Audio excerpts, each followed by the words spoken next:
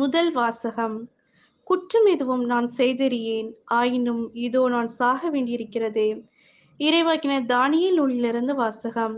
அதிகாரம் 2, இறைவசனங்கள் 41 முதல் 62. அந்நாட்களில் இஸ்ரேல் மக்கள் கூட்டம் சூசன்னாவுக்கு சாவு தீர்ப்பிட்டது. அப்பொழுது சூசன்னா உரத்த குரலில் கதறி, என்றுமுள்ள இறைவா, மறைவானவற்றை நீர் அறிகிறீர். நிகழும் முன்பே எல்லாம் உமக்கு தெரியும். இவர்கள் எனக்கு எதிராக பொய் சான்று சொல்லியுள்ளனர் என்பதும் உமக்கு தெரியும். இவர்கள் என் மீது சாட்டிய குற்றம் எதுவும் நான் செய்தறியேன், ஆயினும் இதோ நான் சாக வேண்டியிருக்கிறதே என்று சொன்னார். ஆண்டவர் சூசன்னாவுடைய குரலுக்கு செவிசாய்த்தார். கொல்லப்படுமாறு அவர் நடத்தி சொல்லப்பட்ட போது தானியேல் என்னும் பெயருடைய இளைஞரிடம் தூய ஆவியை கடவுள் தூண்டிவிட்டார். தானியேல் உரத்த குரலில், இவருடைய இரத்த பழியில் எனக்கு பங்கில்லை என்று கத்தினார். மக்கள் அனைவரும் அவர்பால் திரும்பி, நீர் என்ன சொல்கிறீர் என்று வினவினர். அவரோ அவர்கள் நடுவே நின்று கொண்டு பின்வருமாறு சொன்னார். இஸ்ரேல் மக்களே, வழக்கை ஆராயாமலும் உண்மையை அறிந்து கொள்ளாமலும் இஸ்ரேல் மகள் ஒருத்தியை தீர்ப்பிட துணிந்து விட்டீர்களே. அந்த அளவுக்கு நீங்கள் அறிவிலிகளா? நீதி வழங்கும் இடத்திற்கு திரும்பி போங்கள். இம்மனிதர்கள் இவருக்கு எதிராக பொய் சான்று சொல்லியிருக்கிறார்கள் என்றார். எனவே மக்கள் எல்லாரும் விரைவாக திரும்பி வந்தார்கள்.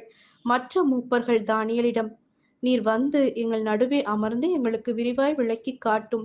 ஏனெனில் மூப்பருக்குரிய சிறப்பை கடவுள் உமக்கு அளித்துள்ளார் என்று வேண்டிக் கொண்டார்கள். அப்பொழுது தானியேல், இவர்களை தனித்தனியே பிரித்து தொலையில் வையுங்கள், நான் இவர்களை வினவுவேன் என்றார். எனவே அவர்கள் இருவரையும் தனித்தனியே பிரித்து வைத்தார்கள். அப்பொழுது தானியேல் அவர்களுள் ஒருவரை அழைத்து, தீச்செயலில் விளைந்தவனே, நீ முன்பு செய்த பாவங்கள் இப்பொழுது வெளியாகிவிட்டன. மாசற்றவர்களையும் நீதிமான்களையும் சாவுக்கு உள்ளாக்காதே என்று ஆண்டவர் சொல்லியிருந்தும் நீ முறைகேடாக தீர்ப்புகள் வழங்கி மாசற்றவர்களை தண்டித்து குற்றவாளிகளை விடுவித்துள்ளாய். இதோ நீ உண்மையிலேயே சூசன்னாவை பார்த்திருந்தால் எந்த மரத்தடியில் அவர்கள் கூடியிருக்க கண்டாய் சொல் என்றார் கேட்டார்.